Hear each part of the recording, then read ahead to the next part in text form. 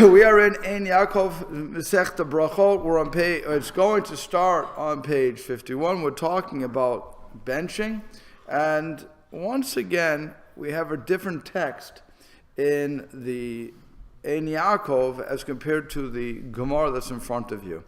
He adds a few words here, actually a few sentences, and then finally gets into the story that's on this page on 51b1. And it just goes to show that there were different texts out there as far as how the Gemara was put together. When was? I'm not sure when. I'm not sure when it was put. I'm not sure when. A few hundred years ago, or? You got me on that one. I really, if you Google it, I'm sure you'll find out what the date was that they put Eyn Yaacov together. But the problem, like I said, the problem is with, as we've been seeing many times with this text, that he has things that our Gemara doesn't have. Also, on this particular page, he's going to go from, in the Gemara, 51b, back to 50a, and then 51a. So he's not going in order of the Gemara either at this point. Okay? Rabbi. Yeah. So is Eyn Yaacov just a collection of Gemara? He is. I got it. Oh, go ahead. What year was it? Rabbi Yaakov ben Shlomo ibn Chaviv. So he's Rabbi Yaakov was born in Zamora, Spain, around 1445. 1445. So we're looking at 1445. And what was his name? Rabbi Yaakov what? Rabbi Yaakov Ibn Chaviv. Rabbi Yaakov ibn Chaviv was put together 1455. He was born in 1455. 1455. So he's putting it together around that, right? So what happened was, just to answer your question, what he did was he took all of the Agada. In other words, the Talmud is split basically into two types of literature: halachic literature, where I have to know what the halacha is and what the argumentation that goes into that, and that he didn't touch. That was brought out enough by other people. And then there's a section that deals with Agadata, with the stories of the Talmud, which teaches either morals to us, or it gives us some incidences that we need to know, again, to back up the halacha sometimes. But it's that's what he looked at. And why does he look at that more than anything else? Because one, it draws the heart. That's a real basic thing. If I want to get somebody excited about Judaism, I don't start giving them halachot. I don't start teaching them halacha, because halacha can be very dry. So I don't really want to get involved in halacha if I want to pull somebody's heart. What I do is I engage them with the stories. That's why Hanoch Teller is very big on giving the stories about what happened, and it really pulls at your heartstrings, and you want to do something. You're motivated to do something. As compared to if I read the halacha every morning, I don't know how excited everybody is about that, except to find out what you should be doing, and that's it. So, it's not something that I'm going to wake you up with, as compared to when I do the Tehillim at night. So hopefully that does pull your heartstring, because that's giving inspiration to us. See what I'm saying? So what he did was he pulled together these parts of the Gemara, which is 1/4 of the Gemara in reality. 3/4 is halachic, but 1/4 is Agadata approximately. And so he also, when he pulled together the commentaries, including his own, that explain the particular things that he's putting down on the page. Again, because in most yeshivot, they flew over these things. It was the story, we read the story, but since people didn't learn halacha from it, they weren't that engaged in it. So they just learned and said, and So said, in other words, somebody is studying in a Semitic program, and they want to be they want to be a Rebbe. They want to just study and study. They want to study until they're 30 or 40 years old, and then they want to teach. And so they're going to want to hit the halacha, I'm assuming. But if you want to be a shul rav, if you're objecting to the Semicha program to be a shul rav, then you probably want to get more of the Agadita. I mean, not more of it, but you want to get that. You want to be able to. That's how you're going to relate to people. Hopefully, a shul rav also knows the other halachot. I mean, I don't want to belittle that, but no, the rabbi who's the person who is going to like to and want to learn and understand midrashim or the Agadita of the Gemara or Hasidic stories. Yeah. He she will be much more successful in teaching and the rabbinate. Because there are stories that I can, again, pull your heartstrings. So in the yeshiva, how come I know we've talked about this before, but the tendency, why is it they want to gloss over that and want to hit the halachic parts so much harder? Because first of all, the halachic parts are halacha. I have to know what to do. You have to know so since I have to know what to do, I have to know what to do.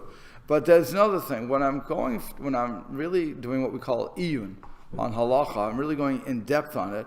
What I'm seeing is how the halacha develops, to use such a harsh word in the Orthodox world, but how it develops. And therefore, as a Rav, or just a Balabas, I need to know, what are the boundaries.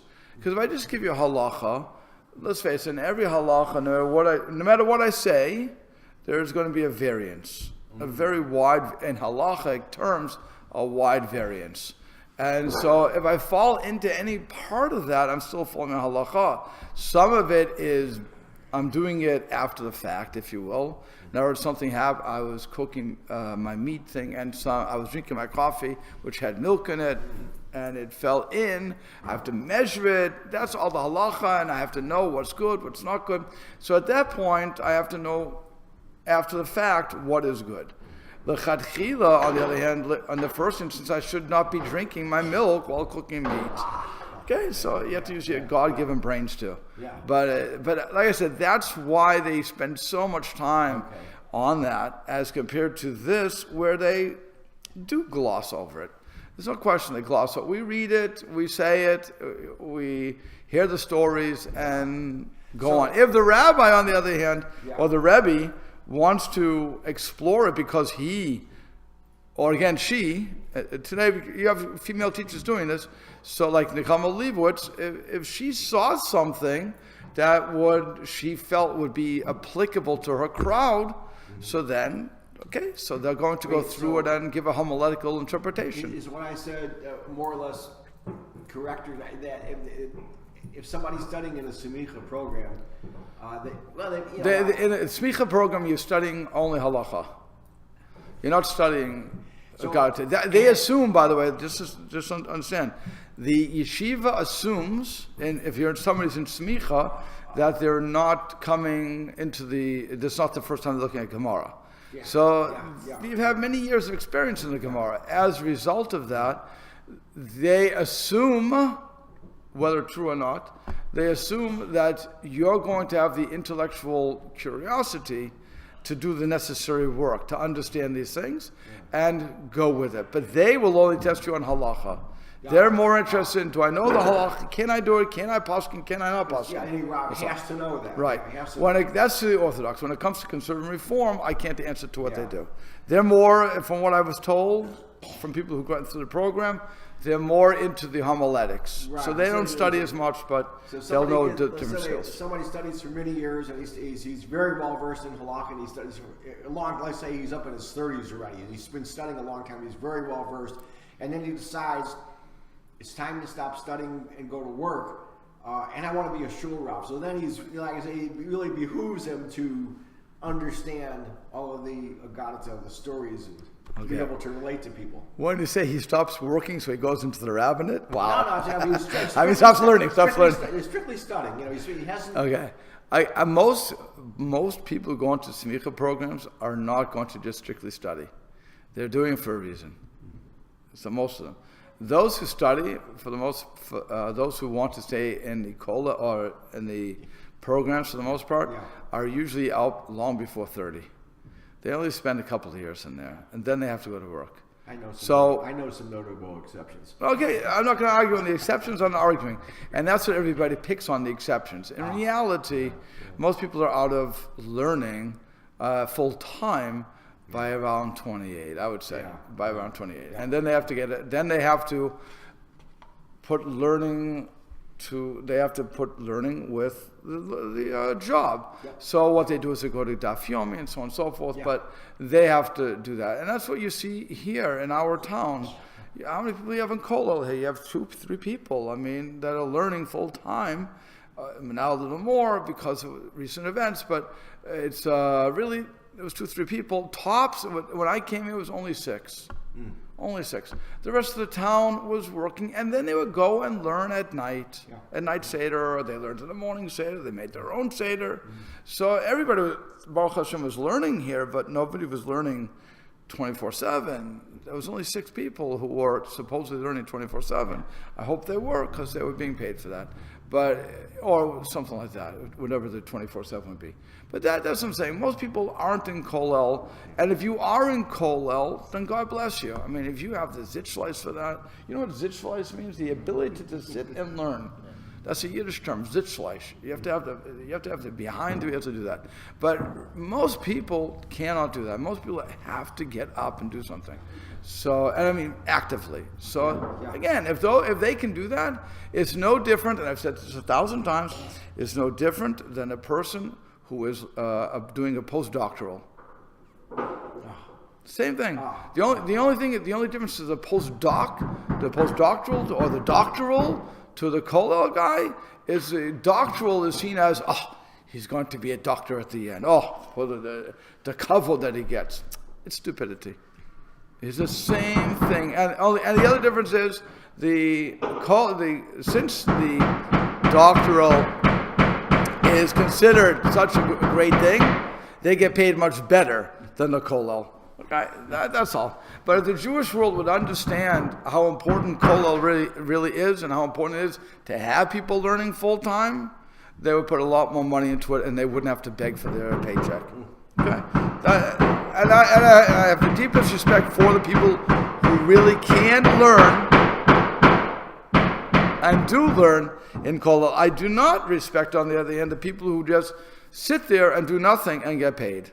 Like anybody else. I think that's a bum, and don't get out of the system. Then go to work and leave me alone, and because you're giving a bad name to everybody else. So if there's anybody like that, I'm not interested. But if the people are really learning, and I've seen people do that, Kol hakavod. I don't have the Zitzfleisch for it.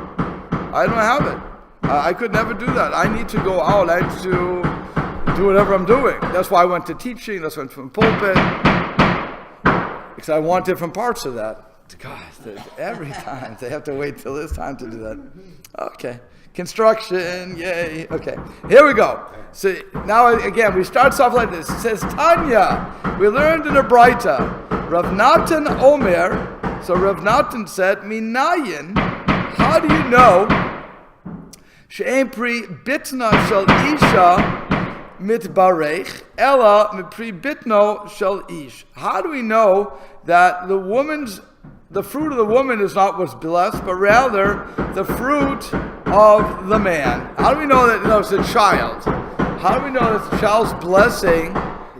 the child's blessing in the womb comes from the man and not the woman? How do we know that?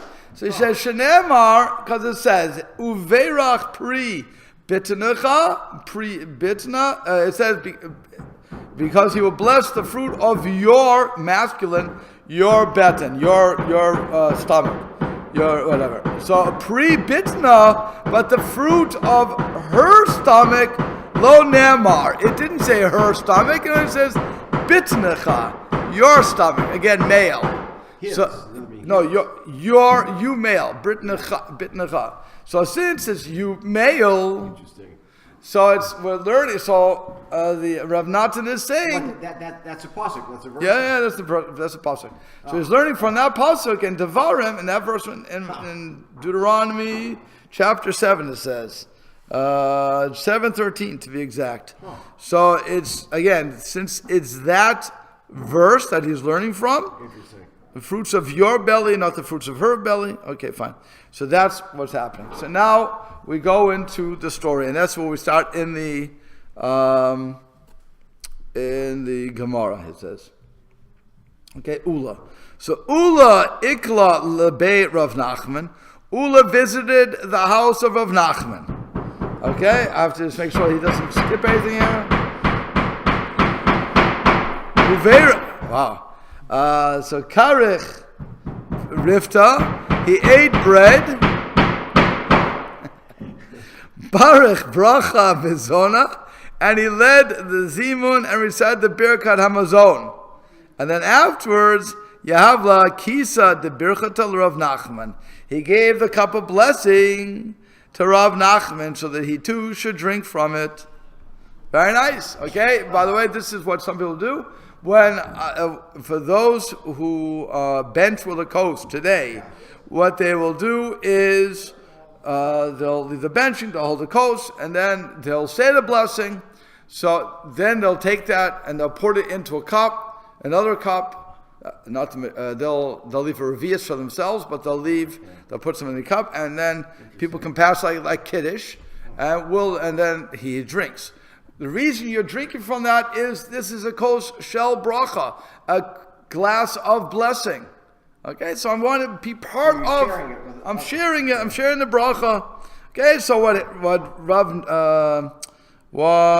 Ula did was he, like I said, he led the bracha, he led the thing, and then he gives the blessing, the cup to Rav Nachman. So Amalei Rav Nachman. Rav Nachman said to him, "L'shadir markisa de birchata dielta. Let Master send the cup of blessing to my wife, Yelta." Amalei Ula replied, "Hachi Amar Rav Yochanan, it's unnecessary to send it to your wife, because Rav Yochanan said, Ein pri bitna shel ish midbarech, ela pri bitno shel ish. The fruits of the woman's belly are blessed only through the fruits of the husband's belly. Shenemar, as it says in the pasuk, Virach pri bitnacha, as it stated, and he will bless the fruits of your belly. Pri bitna lo ne'amar ela pri bitnacha. It does not say the fruits of her belly, rather it says the fruits of your belly. Okay, fine. So that's the storyline. Okay, you understand the story, guys? Okay, I'm benching. I send it to Mr. Orenstein. Mr. Orenstein says, I want to send it to my wife, Mrs. Orenstein. I say to him, don't you know what Rav Yochanan says? She's only blessed through you. All you have to do is take from the cup, and she automatically is blessed. How do you think the woman feels? Not good. Not a good idea right now. Okay? I'm burying this child. What do you mean? Right. Okay, so now, this is interesting. He again, okay, there's a difference of a text here. I'm going to go with his text. I'm going to go with, actually I'll lose you guys if I do this. So let's follow this and I'll show you what happens. So Tani Nami Hachi, it was all similarly taught in a Braita. Rav Natan Omer, he said,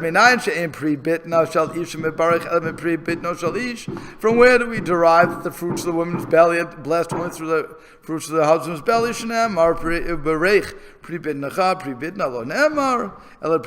The same thing. So that's what he did. He inversed it. That's so interesting. His text, the text that he had, they inverted it. Such an amazing thing. Okay. And here is Tanya, and here's Tanya Nami Hachi. You could write a doctoral on this. Why? What happened? What's the different text work? Why they put it here? What was the proof? And so on and so forth. Amazing stuff. Okay, for anybody who's listening out there, they're not. I don't know if they're excited as me, but okay. So it says again, just repeating.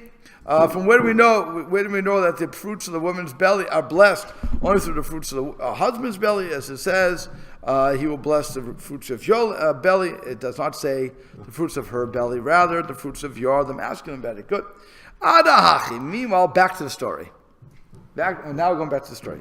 Adahachi Shama Yalta. Meanwhile, as Ula said this to Rav Nachman, Yalta heard that she would not be sent the cup of blessing. Okay, so now this is an interesting thing too, because when you're hearing this, when you and I go to eat at somebody's Shabbos table, normally our wife is next to us or across the table. She's at the same table as us, right? Most people are eating with their wives these days, unless you go to some Hasidic homes. Yeah. No, I shouldn't say Hasidic. Rebbe's homes. Then it's something else. And maybe it's a big crowd. Right. So I want to know that. I'll tell you exactly what's happened. When I was in Boston, I went to the Boston Rebbe, may he rest in peace, and his wife, may she rest in peace. They used to host people every single week. Wow. They were wonderful people. I have nothing bad to say about them. Baruch Hashem. They were the nicest people. And you would sit, it would be like the Torah Center actually, where you could sleep in the house. They had a 3-level house, I think it was. Mm-hmm. You could sleep up in one of the rooms, one of the floors, I think 3rd floor. Mm-hmm. But the shul was downstairs, and then his apartment was in the middle. It was all a house. Well, it turned into more than a house, but they built more. It's like here, they built more. Okay, and so the middle floor was his house. I think the middle floor was his house, and then where he lived, and then the basement was for everybody else. Fine. So when it comes to Shabbos night, and I think even. Not Shalosh was downstairs in the basement, but everything else was in his home. So what happens? His wife, I never saw this before, never. I never ate with a Rebbe before. But the Rebbe ate in one room where he had all the men, and the wife sat in a different room. With other women. With the other women. And she was, it was really, when you read the story of Esther, and you see between Achashverosh and Vashti, Lahavdil Elef Avdalot, I don't want to compare the two of them, but it was the same sort of thing where the husband was in one place, the wife in the other place, the wife entertaining one, and the husband entertaining the other. And they didn't really see each other. I don't remember them anyway seeing each other. From my memory, I don't remember that. So again, if somebody wants to argue with me, it's just my memory is lacking at that point. But I think that's what's going on here, that they weren't sitting in the same room. That's the only way I can understand this, because otherwise she's sitting right there. What do you mean she heard? What do you mean you're hearing? You're not hearing it. She would have seen it. She would have said, you're not going to send it to me? And they would have been able to stop her for what she was about to do. So what happened? She heard it. Kama bezihara. She stood up in anger ve'alta lebei chamra, and went to the wine storage room. V'tavra arba mea dane chamra, where she broke 400 barrels of wine. You didn't give me a cup of wine? You didn't give me a barrel? You didn't give me a kosher bracha? I'll show you, mister. She goes downstairs, Ula's home, and breaks 400 barrels of wine. It wasn't really 400, I'm not going to argue. It's usually a Lashon Kuzma, a language of exaggeration when they pick these numbers of 400. So I don't think she had the ability to maybe she did, but maybe she had to blow them up probably. Yeah, is that what you're going to ask? Yeah. Okay, yeah. Is that an actual barrel, or was that just a bunch of pitfalls? No, it's a barrel. They were talking about barrel. But the barrel could have been smaller than what we think of today. So, like a keg. A pretty big hammer or a big rock. The point is that she was angry and she broke it. So Amra le Rav Nachman said to Ula, Nishader la markasa charina, let the master send her another cup to appease her. You don't want to lose more. Let's do it. Shalach la kol hai nagva the birchatahi. Ula sent her another cup with a message. All the wine in this barrel is considered like a cup of blessing. Okay? Shlachle Yalta sent back. Mehadure mili, from the iterant peddlers come idle words. Misarte kalme, and from old rags come lice. So she's not appeased at all. And she says, your words are as meaningless as a peddler's tales. Okay, so that's she doesn't really accept what he's doing. But again, you have this concept of, let's understand something. If they don't bang every 2 seconds, something we have to understand. There's a halacha here, or it's a drasha going on. The drasha is that that the woman's belly is blessed through the husband's belly. Okay, that's the drasha. So now you have a drasha, and you have what you and therefore what comes out of that? That all that has to happen is that the man drinks from the kosher bracha, and through that the woman is blessed. Simple. Okay. That's very nice, bottom line, understanding of the pasuk. But now you get, and again, this is homiletical. Anybody can argue all they want. When you get to human relations, sometimes you have to go beyond bottom line. And the wife is right there. What would it have harmed to send her a kosher bracha? What it doesn't hurt. It doesn't say because she's blessed, it won't affect her at all. It can still affect her, and even if it doesn't affect her, she'll make a bracha, brave for Gaffin, or she'll be covered by his bracha if they were really at the same table. I don't know. So, and then she partakes. What is the harm? So what? You have a drasha. And people do this all the time. I was once sitting at a table. This was the Hasidic table, I remember. And what he did was he was cutting the challah, and he put the end piece away. Now, out of all the pieces of challah that I enjoy, it's actually the end pieces. I actually enjoy that. Okay? So, he put it to his side, and then he sent it to his wife. He gave everybody else, sent to his wife. And I said to him, I'm curious. Why would you put the end piece away? So he said, it's bad for the memory. So the wife then said, hearing that, she said, so why'd you send it to me? Said, wait, he sent her the end piece? He sent her the Oh. So she said, so why'd you send it to me? So he had to come up quickly with something. I think he said, it doesn't affect women. So I thought, he pushed it off. He knew he was sunk. He knew it was over. But really, you're looking at that and you're saying, wait a second, it was bad for the memory and all this Mr. Gosson that you want to come up with, which I'm not sure where that comes from, but let's assume that is from the Gemara, and this, therefore, not Mr. Gosson. So you don't send it to your wife either. What's going on there? And what does it mean? He should have said, what I would have said was, I forgot. That's all. I forgot. And left it off. But it's, like I said, we get into a lot of these things where we learn something and we think that is what we must do. And Ula was not a small fry. Yeah. Ula was a great Rav. And so for him to be stuck in the world of drasha and halacha and not to realize that there's a human being here, and you have to just give it over. The whole thing's strange. Yeah, it's strange. So, and that's why when she said, when he says, this cup is like all the barrels of wine, give me a break. You don't care about me. You don't want anything. I'm not interested in listening to drasha. And something else, by the way. When we come out with something, and then we realize we insulted the person, and now we try to make up, that person's not even interested in listening to us. No matter what we say, true or not true. Yeah.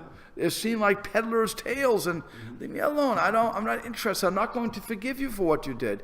You insulted me publicly, or you hurt me. Even if you insult me, you hurt me. And again, that's why these stories become so important. Even when there's, it's not wrong to send a cup of wine. It wouldn't have been wrong. And by the way, if it would have, he never would have sent it. You understand? He couldn't send it at the end either. When Rav Nachman says, so send it to already, Mashiach. He's going to break more. I don't want to break more. And the other thing is, of course, the halachic question that would come out of this is, does Rav Nachman need to pay Ula for the broken jugs of wine? Think about that. The wife breaks jugs. She's angry. What right does it? You see, you're angry. You're insulted. What right do you have to do that? You can't break the jugs. Then we have to understand what did she really do? What was really going on? But again, this is the story. The storyline is she did something. So if she caused damage, nobody picks on does she have to pay. But that would be the obvious question. Does she have to pay? Does he have to pay? Who has to pay for that damage? But like I said, that really what you're getting from this is that you have to be very sensitive to other people, and you can't just give in. The other thing you're learning, by the way, on her side, is that when she gets up, what does she say? Kama bezihara. She stood up in anger. You never do things in anger. She was wrong. Yeah. She was wrong. No matter what, she was wrong. Break the barrel. She went to break the barrels. You cannot do that. You have to get up calmly. You're insulted. Okay, you express yourself properly, and you go on with life. It's a very human story, though. Correct. No, 100%. They're saying that's the point. These stories are here to teach us and to get involved in the story, to say, okay, let's look at all the different sides. Put the halacha away for 1 second, because, like I said, nobody deals with, does she have to pay? Maybe later on the Gemara does. I don't know. It's just a story, so I don't think they address it. No, and the Gemara doesn't say anything after that. So but like I said, we have to learn from that what was really the human dynamics going on here. Here he's coming to somebody's house. The guy says a bracha. By the way, why did Ula say the bracha? He's a balabayit. Why does he say the bracha? Go ahead. No, because it's the other way. Wait, so you mean why did he the balabayit asked him to bench? No, the balabayit is benched. Oh. The balabayit is benched, and because the balabayit is supposed to bench. Yeah. Oh, okay. The only now, why would we want the guest to bench? You want to give him some honor. Besides that, you want the balabayit, you want the guest to give you a bracha. Remember, that's the harachaman. So whole harachaman for if you're the guest. So some people want to get that bracha, so they will hand it over to the other person. But Ula is not going for that right now. So that's interesting too. That Ula is not going for that particular Yehiratzon, and he's playing the part of, I'm the balabayit, therefore I am taking my rightful place and I'm leading the benching. Maybe it was a bigger Rav. Maybe it would be seen as a slight to his honor to give it to somebody else. So whatever reasons he decides. But then, like I said, that's when he sends off to Kol Shel Bracha, because he wants to share the wealth, as it were. And when asked to do so, to send to the wife, it's not necessary. So what? Send it to her.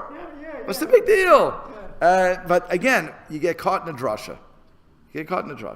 Well, so you have to be careful with that. You can get too technical when you don't have to. Correct, that's what I'm saying. Yeah. You get caught in the drasha, and then bad things can happen. Rather, again, it doesn't break a halacha to send it to her, or to do whatever, so you allow them to do it. When you see kids, by the way, doing something that is questionable, not 100% sure you can't do it, a puzzle on Shabbos. Under 13 you're talking about. Yeah, under bar mitzvah. Yeah. Barabat. Yeah. If they're doing something that's questionable, so you don't have to stop them at that point, because you didn't tell them to do it. Yeah. You can't tell them to do it, but you don't have to stop them, because if you stop them from doing that, they may do. First of all, they may not listen.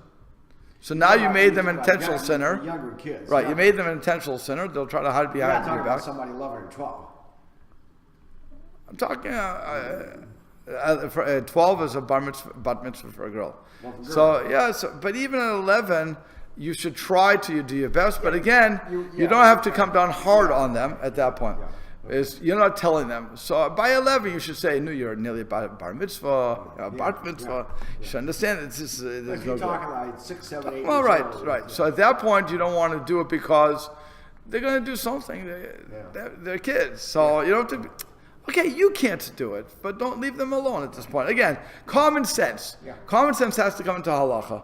So that's what's going on here. Okay? Now, let's go back. You ready, guys? To 50A2. And we are at the part where it says Rav Meir. So, 50, right? 50A. So Rav Meir used to say, and this is near the bottom. Right, so it's the last paragraph. The Gemara answers. Okay, it says Rav Meir Omer Rav Meir used to say Minayin Shafilu Ubarin Shabemai Iman Amru Shira Shalayam. Here we say it every single day in the Shachar service, the song of the sea. So from where do we know that even the fetuses in their mother's womb sing praise to Hashem on the banks of the Reed Sea after he split it? We all know that every soul was there at Matan Torah, at the giving of the Torah. But most people don't realize that even the fetuses in their mother's wombs sing praise, namely Az Yashem Moshe, that whole thing. So how do we know? Shneimar, as it says, B'makilot Baruch Hu Elokim Hashem Koyisrael. In the semblances, bless God, Hashem, from the source of Israel. The source mentioned in this verse is the womb. This teaches that a blessing went forth to God from those in the wombs of the mothers of Israel. Very interesting drasha. Okay? Now, again, we have to flip one more time. It's all the base. He's putting something together here. So now you go back to 51A3. It's going all over the place. That would be another question. Why did he jump back and forth instead of going in order? There's a connection here. Okay, I'm not sure what the connection would be, because he went from Yalata to Rav Meir saying, that's a connection. You're right, there's a connection. The connection is this. We were talking about blessing the womb. So that's how we got, good, thank you. You made me figure it out, good. So now we go to, again, we are in 51A3, and it is at where is it? Oh, 3 things my mommy told me, okay. So, all right, here, okay. So it says, it's at the very top of the page. So I'll just give you the intro. It says, Tanya, we learned the right to Amar Rav Yishmael ben Elisha. Rav Yishmael said, the son of Rav Elisha, taught or said, Shlosha devarim sachli Suriel Sar Hapanim. 3 things were told to me by Suriel Sar Hapanim. And who is this? The Ashkel explains, this is the name of the prominent angel who has direct access to Hashem. The Braita, which discusses Maaseh Merkava, relates that Rav Yishmael ascended to heaven by uttering a divine name, and the conversation described took place here on that occasion. Here's what happens. Do not take your shirt in the morning from the hand of the butler and get dressed. In other words, when getting dressed in the morning, do not have your butler hand you your shirt, but rather take the shirt yourself from where it was prepared and put it on. That's what Soriel told him. He also said, V'yalti told Yadecha mimi shelo natal yadav. Do not have your hands washed by someone who has not washed his own hands. Does anybody know why? Because the Ruach Ra, we talked about last night. Okay? Well, he says, when performing Tidayim, upon rising in the morning, do not let someone who has not yet washed his hands prior to washing his own. Fine. And then finally, Yal Tachzor Kos Aspargos El Lamisha Natano Lach. Do not return the Aspargos cup to anyone than the one who gave it to you. Why? Because of Tach Sefit, which is a group of demons. And as others say it, Istal Ganit Shal Malachi Chabala. Istal Ganit, which is a group of angels of affliction. Mitzafin lo Adam, he shall wait for a person, ve'omrim, and they will say, Emata yavo lidei Adam, lidei echam devar mahadlu v'yilaked. When will the person come to do one of these things and be ensnared? So that's what these angels of affliction are saying. Okay? So they get you going in the morning. Now, we're going to get more noise. Good. So, and then another statement is, Rabbi Yeshua ben Levi, Shlosh Devarim Sachli Malach HaMavet. 3 things are told to me by the Malach HaMavet, the angel of death. So here, and by the way, the Gemara in Ketubot shows how Yeshua ben Levi got the best of the angel of death. In other words, he beat him. She says, again, same sort of thing, Al titol chalucha shacharit ve'ad shamash v'tilbash. Once again, don't take your shirt in the morning from the hand of the butler and get dressed. Al titol yadecha mimishal tal yadav. and don't have your hands washed by someone who's not yet washed his hands. Here he changes. Do not stand in front of women who are returning from a funeral. Because I dance and come before them with the sword in my hand, and I have the permission to harm those who I meet. That's what the Malach HaMavet taught Rabbi Yeshua ben Levi.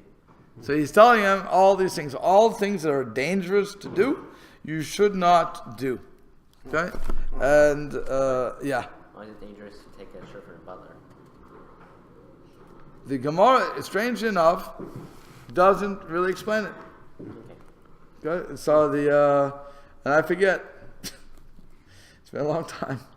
Then, by the way, what happens? So the Gemara, he continues with this.